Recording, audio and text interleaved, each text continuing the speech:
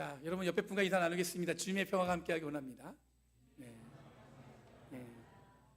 그리고 한 번 더 인사할게요. 당신을 보니까 힘이 납니다.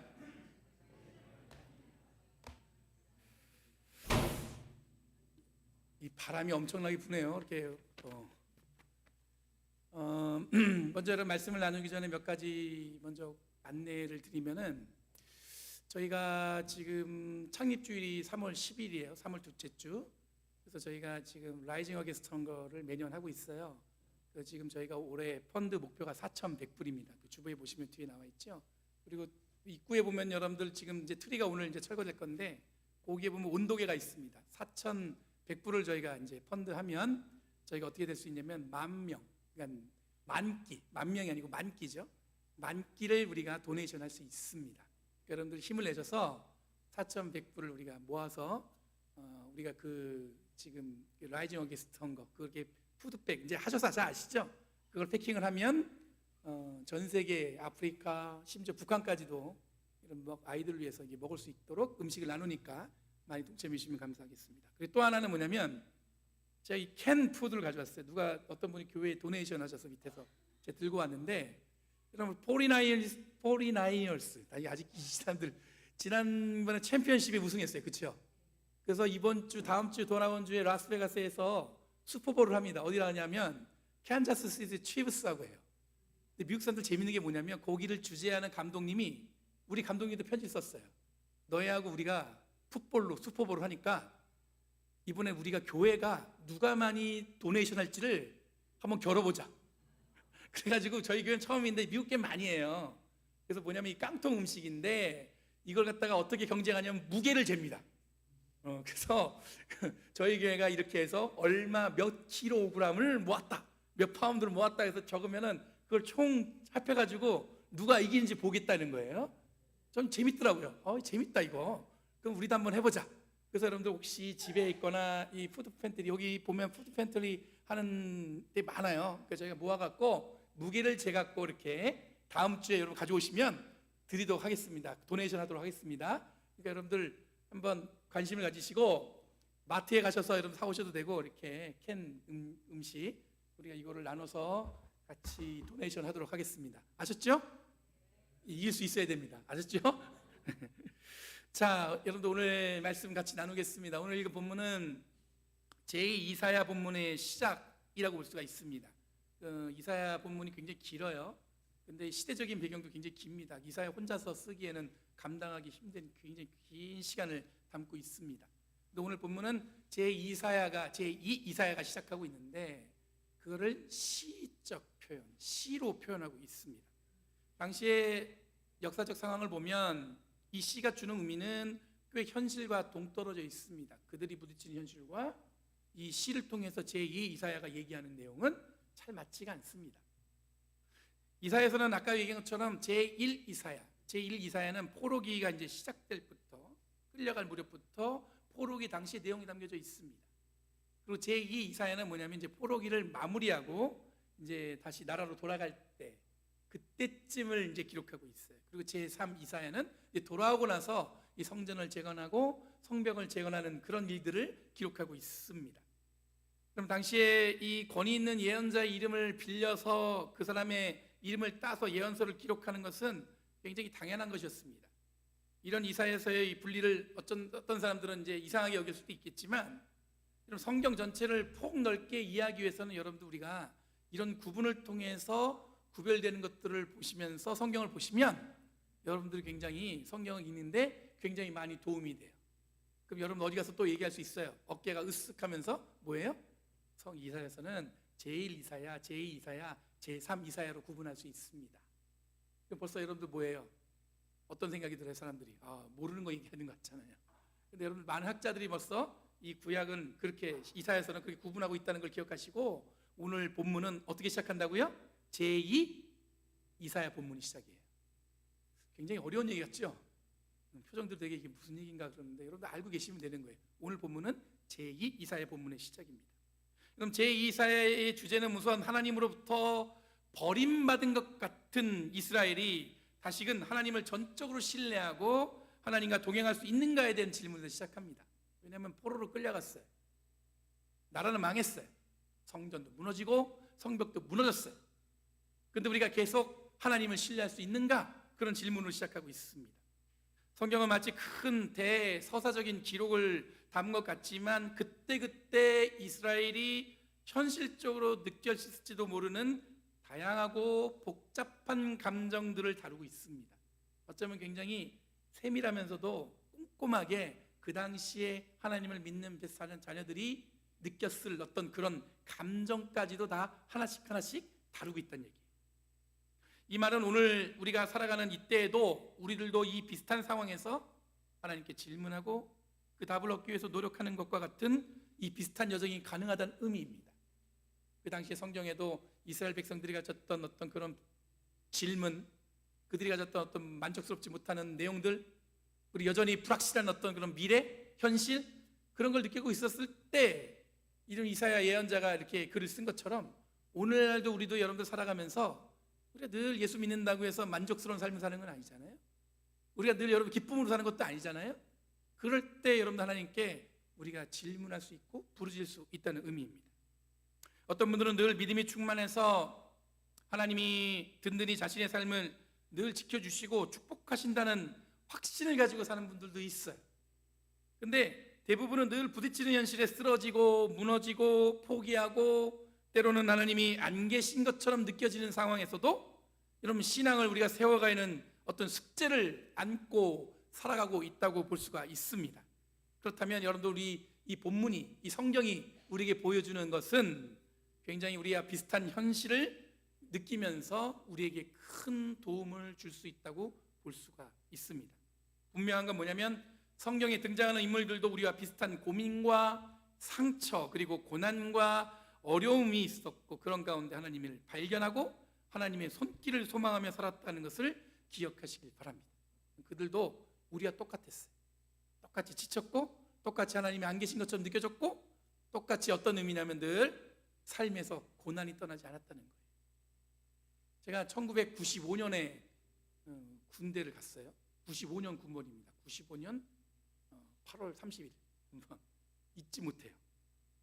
제 친구나 여러 가지 이 환경에서 보면은 제가 굉장히 늦게 간 케이스입니다. 왜냐하면 그때 제가 신병일 때 제 친구들은 이미 뭐 상병 아니면 병장 아니면 꼭 일찍 간 애들은 제대한 친구들이 있었으니까 아마 제가 한 1년에서 2년쯤 늦게 군대를 간 것 같아요.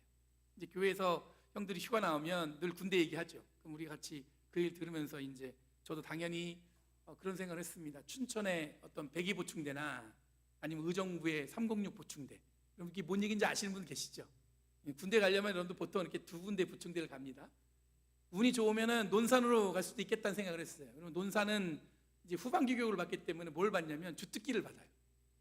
그러니까 원래는 이제 춘천의 백이 보충대나 또 의정부의 306으로 가면 우리가 흔히 주특기를 일빵빵이라고 합니다. 그게 뭐냐면 소총수예요. 주특기가 없어. 그냥 무조건 걷고 그런 거예요. 근데 만약에 논산을 가게 되면 뭐 뭔가 좀 새로운 걸 받아요. 뭐 잘하면 뭐 이렇게 운전병이 될 수도 있고 잘하면 뭐 탱크병이 될 수도 있고 뭐 여러 가지 주특기를 받습니다. 그런데 저는 그런 걸 예상하고 기다렸는데 영장이 딱 날라왔는데 어디로 오라고 그러냐면 대구 54단이에요. 역시나 여러분들 제가 예상한 것을 벗어나서 하나님은 늘 여러분들 뭐냐면 제가 예상치 못한 곳을 이끌어 가셨어요. 대구 54단 가본 적도 없는 동네예요. 대구 54단에 8월 31일 날 들어갔습니다. 그리고 하룻밤 자니까 이호봉이라고 조교가 얘기해줘요. 니들 운이 좋다. 하룻밤 자고 이호봉이다. 그게 무슨 의미인지도 모르지만 크게 아직도 기억이 남아요. 그리고 입대를 했어요. 그리고 아직도 기억나는 게 뭐냐면 이 팔봉산 기슭에 낙동강 구비처 터 잡은 우리 제54단. 이 군가를 잊어버릴 수가 없어요. 첫사랑의 이름은 잊어버린 것 같은데 신기해요. 첫사랑 이름은 기억이 안 나요. 그런데 이 군가는 안 잊어버렸어요. 아직도 눈에 선한데 이 부대에 들어갈 때 정문에서 들어가 보면은 그 산 위에다가 깎아갖고 정병육성 이걸 뭘로 했냐면 폐타이어를 모아다가 그거를 갖다가 이렇게 글을 썼습니다. 이렇게 크게. 그때 무슨 생각이 들었냐면 제가 군대 와서 훈련 받으러 왔는지 작업을 하러 왔는지 그 땡볕에 무더운 여름에 그걸 만든 기억이 납니다. 정병육성. 군인들이 맨날 훈련 안 받고 정병육성이 타이어에만 올리는데 우리가 같이 훈련 받는 친구들이 그랬어요. 우리가 정병되긴 글렀다. 그런 얘기를 할 정도로 작업이 너무 많았어요. 그러면서 조교대라는 얘기는 너희들은 이제 이 신병이 끝나면 잘못하면 702 특수부대나 아니면 해안부대로 갈 수 있다 이런 생각하니까 약간 긴장이 되더라고요. 근데 제 이름이 불리면서 김규현, 그런데 나는 어디로 가냐면 경비교도대로 간다는 거예요. 들어보지도 못했어요. 경비교도대. 여러분 들어보셨어요? 지금은 없어졌어요. 제가 경비교도대 138기입니다. 기차를 타고 대구에서 내려보니까 수원입니다. 거의 집에 오는 것 같은 느낌이에요. 그러더니 그래서 버스를 타고는 수원에 있는 법무연수원으로 후반기 교육을 받으러 갔습니다. 가서 3주 동안 교육받는데 뭘 했냐면, 여러분들 저는 군대 와서 뭐 총 쏘고 뭐 이런 건 줄 알았더니 뭐 호송줄 매는 법, 제수를 개호하는 법, 그리고 폭동진압 이런 걸 배우는 거예요. 조교들에게 또 들은 얘기는 뭐냐면, 이제 끝나면 너희들은 저기 제주도 교도소 갈 수도 있고 제일 험한 데는 청송교도소 갈 수 있다 그랬는데, 제 이름이 딱 불렀는데 어냐면 안양에 있는 인덕원에 있는 서울구치소로 갔습니다. 더 집에 가까워졌어요.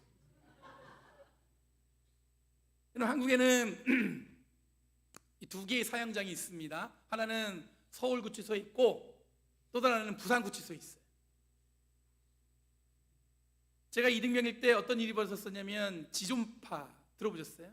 아마 어른들은 기억나실 거예요. 온보연, 이 두 사람을 사형을 하고는, 이게 1995년이에요. 그러고 나서 지금까지 이제 사형이 이루어지지 않고 있습니다. 제가 그때 이제 신학생이라는 어떤 신분이 있으니까 대대장님이 널 부르더니 이 구치소 안에 있는 어떤 종교 행사를 네가 좀 준비하고 인도해라. 그래서 매번 이제 신앙 집회가 있을 때마다 가서 제가 예배를 인도하거나 혹은 찬양 인도하는 게 저한테 가끔 주어지는 일과였습니다. 아직도 기억나는 건 뭐냐면, 제일 처음 이 구치소 안에서 기독교 집회가 있을 때 제가 그때 사형수들을 처음 만났어요. 이 사람들은 다른 제서자와 달리 이 사형수들은 빨간 수임번호를 달고 있습니다. 빨간 명찰을 달고 있으면 이 사람은 사형수란 뜻이에요. 그리고 뭐가 있냐면 이 가죽으로 된 수갑을 차고 있어요. 이 가죽이란 수갑이란 뜻이 무슨 의미냐면, 우리 수갑하면 여러분들 양쪽에 차는 그런 수갑만 생각나잖아요. 근데 이 사람들은 팔을 움직일 수 없게 이렇게 포박을 한 다음에 가죽으로 여기를 다 묶어요. 그러니까 사형수들은 그렇게 다니는 거예요. 어디를 가든지 이분들은 특별하게 그런 모습으로 다닙니다. 그리고 특별하게 이들은 구별되어 있어요. 제가 예배를 어느 날 마치고 나오는데, 그날 마치고 나오는데 한 사형수와 마주쳤습니다. 그리고 제 군복에 새겨진 제 이름을 보더니 그 사형수가 저에게 말을 걸었습니다. 규현 형제, 제가 규현 형제를 위해서 기도할게요. 하나님이 나머지 군생활을 건강히 마칠 수 있도록 인도해달라고 간절히 기도할게요. 저는 처음 보는 사형수예요. 근데 그분이 저를 보면서 굉장히 온한 눈빛으로 얘기하는 거예요. 너를 위해서 내가 기도하겠다. 저는 아직도 그 얼굴과 그 음성이 아주 생생합니다. 그 표정이 사형수와 같지 않은 굉장히 평화로운 모습으로 저를 위해서 기도하겠다는 그 표정과 그 음성이 아직도 기억에 남습니다.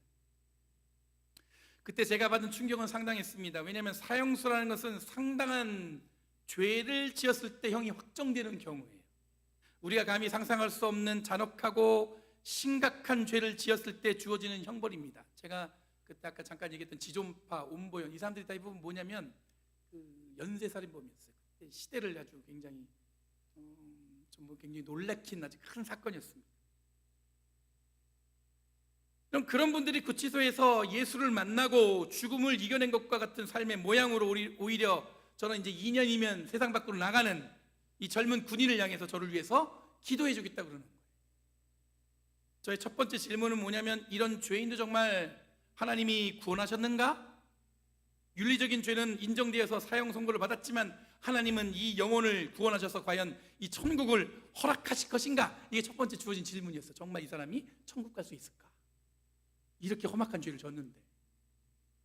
두 번째 질문은 뭐냐면, 이분은 마치 죽음과 동행하는 삶이에요. 늘 사형수라는 꼬리표가 달려있어요.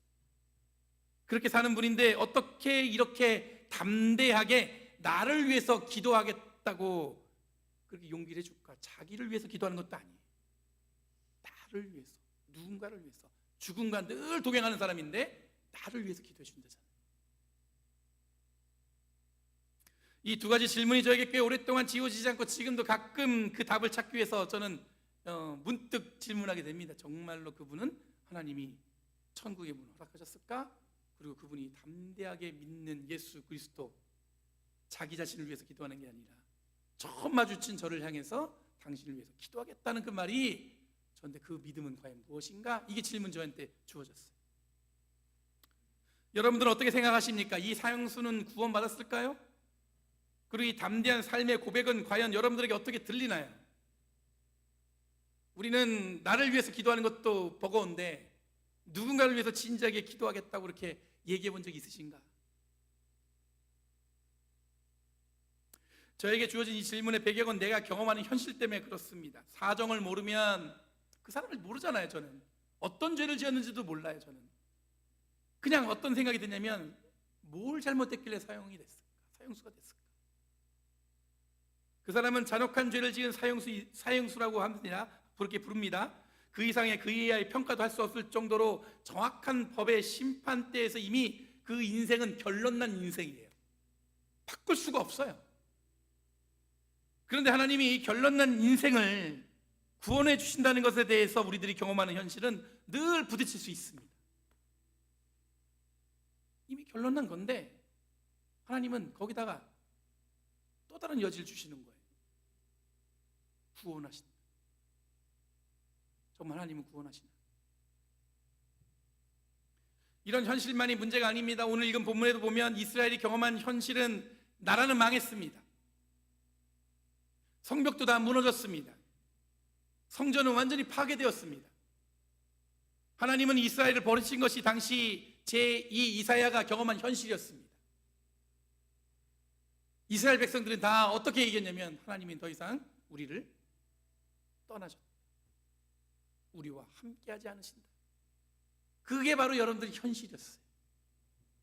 이런 현실 앞에 서 있는 대부분의 이스라엘 사람들은, 특히 포로기로 끌려온 이스라엘 사람들은 하나님이 자신을 버리셨다는 이 좌절감이 아마 가득했을 것입니다. 냉철한 현실적 판단은 뭐냐면, 포로기를 마치고 돌아가느니 이런 문명으로나 힘으로나 탁월한 이 바벨론에 남아있는 것이 훨씬 보장된 삶이라는 것을 느꼈을지 모릅니다. 이제 바벨론도 멸망하고 페르시아라는 새로운 대제국이 들어왔으니까 그들과 함께 살면 앞으로 더 평안한 삶을 살 수 있겠다, 그런 생각을 갖는 게 여러분 현실적인 판단일 거예요. 그런데 이런 현실을 뒤로하고 하나님에 대한 예언자적 상상력을 선포한 자가 바로 누구냐면 제2 이사야예요.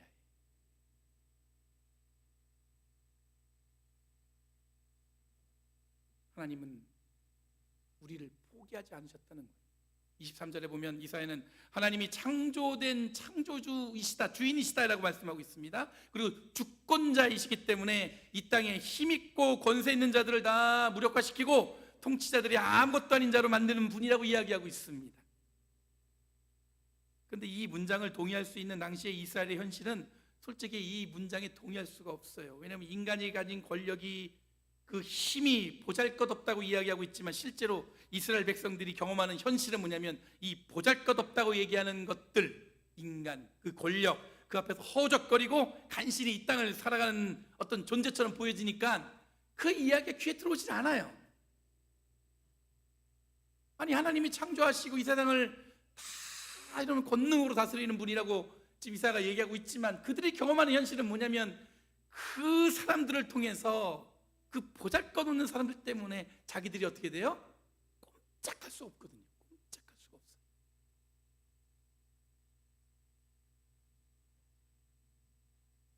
그런데 이사야는 이 현실 너머에 기억도 나지 않는 하나님의 창조의 능력을 기억하라고 외치고 있습니다. 그럼 29절에서 31절 말씀은 우리 화면 한번 띄워주시겠어요? 다 같이 한번 읽어볼게요. 29절부터 시작.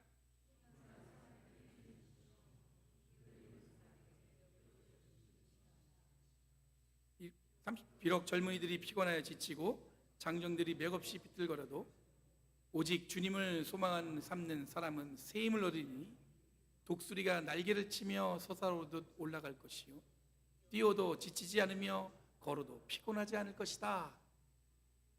이건 참 좋은 말입니다. 그런데 여러분들 현실을 생각하면, 그 당시의 현실을 생각하면 그냥 말만 좋을 뿐이에요.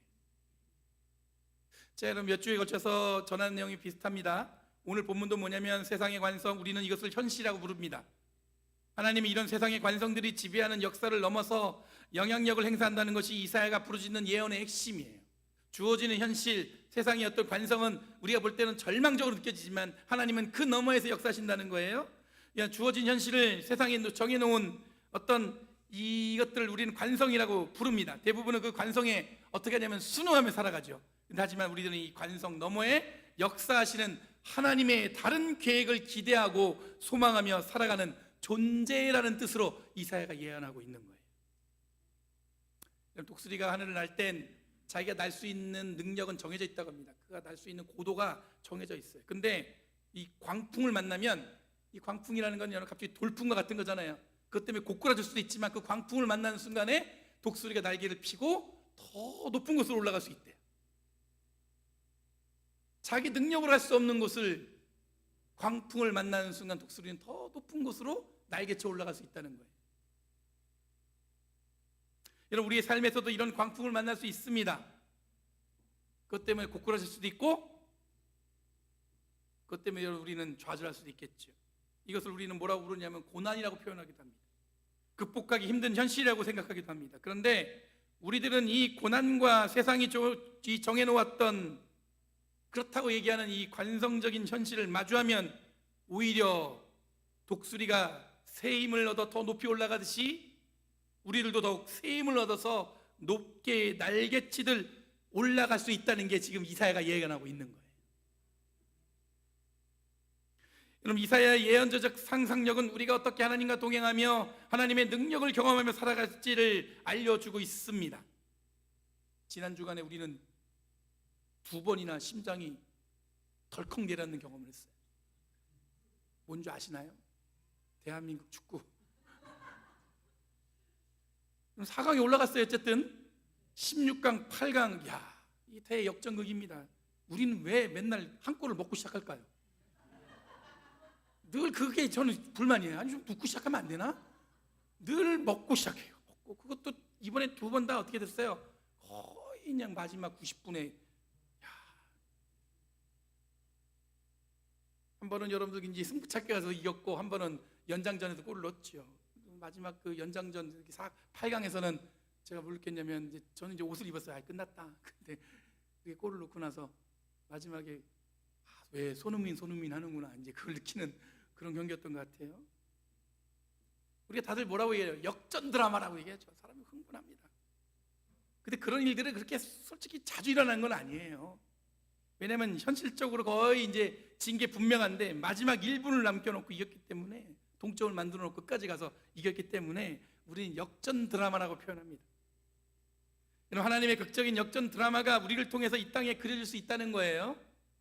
고난과 어려움에 힘들어하고 낙심하는 게 아니라 오히려 그 순간에 우리는 새 힘을 얻어 이 독수리처럼 날개を치듯 올라갈 수 있는 것을 확신을 갖는다면 우리는 현실을 넘어선 하나님의 질서를 경험할 수 있다는 겁니다. 제가 이 말씀을 준비하면서 제가 만난 사형수에 대한 질문에 응답할 수 있었습니다. 세상에 극악무도한 죄를 지은 이 죄인이 진심으로 회개하고 누군가를 위해서 기도할 수 있는 존재로 변화되었다는 것은 분명히 세상적, 현실적 관성에 이 사람은 머물지 않았어요. 오히려 하나님의 능력을 믿고 자기를 붙들고 있는 현실을 이겨낸 훌륭한 신앙적인 응답이라는 생각이 들었습니다. 하나님이 이 모든 세상의 질서를 넘어서 지배하고 계시며 이 사형수는 그런 믿음을 맛보며 확신을 가졌을 것입니다. 세상에서는 극악무도한 사형수입니다. 하지만 그 존재는 이제 그 모든 것을 회개하고 하나님 앞에 자신이 처한 현실을 박차고 새로운 날개짓을 하려고 노력하고 있습니다. 손가락질 받고 고개를 절레절레하는 현실은 바뀌지 않았지만 하나님을 만나고 예수를 믿음으로 새로운 힘을 얻어서 새로운 세상에서 이 사람은 살고 있을 것입니다. 1995년 제가 설교 원고 쓰다가 제 군대를 15년에 갔다고 썼더라고요. 시간 개념이 없는 거예요. 저도 이제 1995년 이후로 한국에서는 이제 사형이 집행되지 않았어요. 아마 그분은 여전히 살아있을 겁니다. 그리고 만나는 누군가를 위해서 기도하겠다고 기도하는 존재로 변화되었을 것입니다. 사랑하는 성도 여러분, 우리가 믿고 의지하는 하나님의 은혜가 이렇게 큰 은혜입니다. 이 은혜를 경험한 우리들은 우리들이 마주할 앞으로의 삶에서 새로운 결단과 새로운 삶의 방향을 정하며 살아가게 될 줄 믿습니다. 이 은혜를 기억하면서 새 힘을 얻어서 이 땅에 큰 용기 내시며 살아가길 바랍니다. 지금까지 살아왔던 삶, 지금까지 부딪히는 경험들, 또 여러분들이 갖고 있는 여러 가지 현실들, 그거 넘어서 여러분들 하나님께서 계획하시고 준비하신 일을 기대하며 살아가는 저와 여러분 되길 간절히 바랍니다. 현실에 무너지지 않고 오히려 희망을 통해 새 힘을 얻으려고 노력하는 것은 기독교적인 삶을 실천하는 것입니다. 여러분, 그리스도인은 이렇게 사는 존재라는 것을 보여주는 저와 여러분이 되길 간절히 바랍니다. 현실에 대한 모순적인 경험이 우리를 혼란스럽게 하기보다는 우리도 이사야처럼 예언자적 상상력을 품으시고 현실에서 느껴지는 이 모순을 넘어서 하나님의 새로운 질서 속에서 든든히 주님과 동행하시는 저와 여러분 되길 간절히 바랍니다. 현실은 우리를 제한하기 위해 주어지는 경험이 아니라 반드시 극복하고 넘어서야 하는 이 경험적 긴장이라는 것을 기억하시기 바랍니다. 현실을 완전히 무시하자는 게 아니에요. 그냥 우리가 경험하는 어떤 긴장, 그렇죠? 삶을 고추 세울 수 있는 어떤 긴장으로 현실은 다가올 수 있어요. 그렇지만 하나님의 질서 속에서 우리는 그 현실에 묶여있는 존재가 아니라 더 큰 자유와 은혜를 고백하며 주님과 든든히 동행하며 살아가는 저희들인 줄 믿습니다. 그러면 저와 여러분 그리고 이 열린교회는 진정으로 그리스도의 믿음을 드러내 보이며 살아가는 희망의 그리스도인, 교회의 공동체가 되어질 줄 믿습니다. 이걸 위해서 뚜벅뚜벅 열심히 함께 동행하는 저와 여러분 되기 원합니다. 기도하겠습니다. 거룩하신 주님, 감사합니다. 주어진 현실보다 하나님